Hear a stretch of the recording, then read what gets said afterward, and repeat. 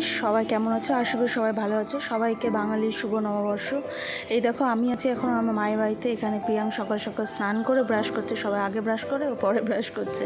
আমিও তৈরি হয়ে নিয়েছি স্নান করে তাড়াতাড়ি গোপাল ঠাকুরকে পুজো দেব। এটা আমার মায়ের বাড়ি গোপাল।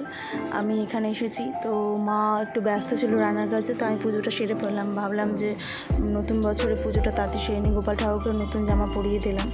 তারপরে আমি রাতের রেস্টুরেন্টে যাওয়ার জন্য তৈরি হয়ে গেলাম। অনেক আগে রেডি হয়ে নিয়েছি। এটা আমার নববর্ষের ড্রেস। কেমন লাগলো বলো কমেন্টসে। এই যে তোমাদের দাদা এসেছে অনেক দেরি করে, প্রায় তখন 11টা। আমি খুব বকাবকি করলাম, কারণ কাজেও লেটও হয়ে গেছিলো, কিছু করার ছিল না। আমরা একটা রেস্টুরেন্ট ঠিক করেছিলাম, বাট হয়ে উঠেনি, কারণ 11টার সময় বন্ধ হয়ে গেছিলো। তো এটাই অ্যাভেলেবেল ছিল। তো এখানে তখনও 11টার সময় ভিড় ছিল। এটা ছিল মালদার ওল্ড গ্যালারি কানি মোড়ে। তো এই রেস্টুরেন্টটা বরাবরই খুব ভালো লাগে আমার, এবং এখানকার খাবার দাবারও খুব সুন্দর। এখানকার যে কনসেপ্টগুলো করা হয়েছে সেগুলোও খুব সুন্দর, পুরনো দিনের। তো খুব সুন্দর ফটো সেশন করার জায়গাটাও সুন্দর এখানে।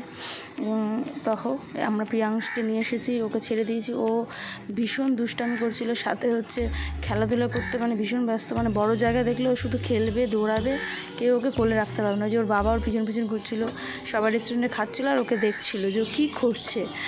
তারপরে কিছু ছিল না বলে অত রাত্রে তো চাইনিজই অর্ডার করতে হলো। তো আমরা চাউমিন এবং চিলি ফিশ অর্ডার করেছিলাম।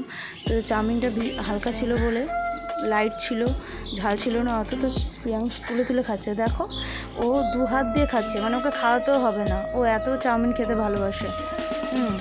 তো ও ভীষণই মানে চাউমিন ভক্ত। ওর বাবাকেও তুলে দিচ্ছে, দেখতে পাচ্ছ। তারপরে আমরা ওখান থেকে ফটো সেশন করছি। ওকে বসাতেই পারছি না কিছুতেই, ফটো সেশন করার জন্য কিছুটা তুললাম।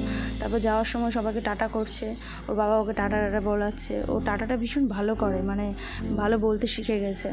তারপরে ওখান থেকে বেরিয়ে যাওয়ার পরও ও দুষ্টামি শেষ হয়নি, ও দৌড়ে বেড়াবে। ওর বাবা আর আমি ওকে ছেড়ে দিয়ে বললাম আমরা চলে যাচ্ছি, তবুও ও আমাদের কাছে আসছে না, ও খেলতেই ব্যস্ত। রাত অনেক হয়ে যাওয়াতে আমরাও আর সময় নিলাম না। তো বাবা বলছে তাড়াতাড়ি চলো, 12টা বাজে তখন, এবং বাড়ি থেকেও ফোন করছিল অত রাত্রে থাকা উচিত না। তো বাইকে দেখো না, ওর বাবার পিছনে বসেও ওর দুষ্টামি শেষ হয়নি। মানে একটুকু মানে ওর ভয় নাই যে একবার পড়ে যাবো বা কিছু। এত মানে ওকে ছাড়লে শুধু হলো, ও মানে শুধু খেলতে ব্যস্ত। তো যাই হোক, আমরা রওনা দিলাম বাড়ির পথে। তো এইভাবে আমাদের সাথে থেকো, আমাদের ভিডিওগুলো লাইক করো। আমি একটু লেট করে ভিডিওগুলো দিই, কারণ সময় পাই না এডিট করার। তো অকেশনালি আমি ভিডিওগুলো দিই। তো এইভাবে আমাদের সাথে থেকো, আমাদের ভালোবাসা দিও, আমাদের ভিডিওগুলোকে লাইকস এবং সাবস্ক্রাইব অবশ্যই করো।